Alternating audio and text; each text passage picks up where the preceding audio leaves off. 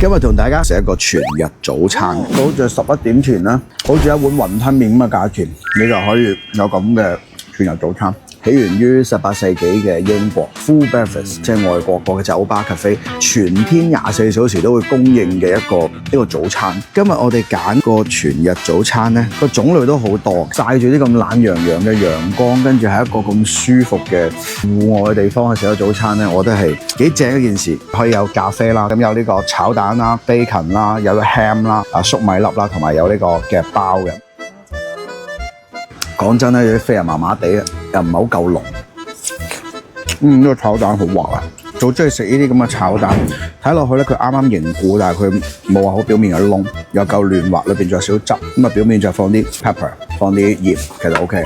有啲午餐肉煎得幾甘香，好靚喎煎得。呢啲午餐肉嘅含肉量好高，唔係嗰啲澱粉嗰啲啊。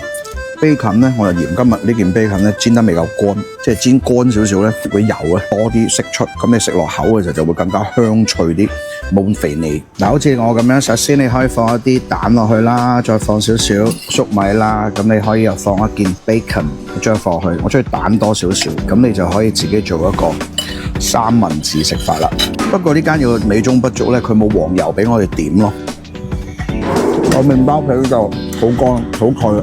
全日早餐咧，佢好似11點前啦，好似一碗雲吞麵咁嘅價錢，你就可以有咁嘅全日早餐。另外咧，仲可以揀一啲湯粉類、湯麵類。而家香港好多全日早餐咧都開始做麵啦。咁呢個咧就係雞扒，哇，滿滿的雞扒，全部香煎過。呢個就係跟煎蛋嘅，個雞扒好香，黑椒味，好入味，好香啊！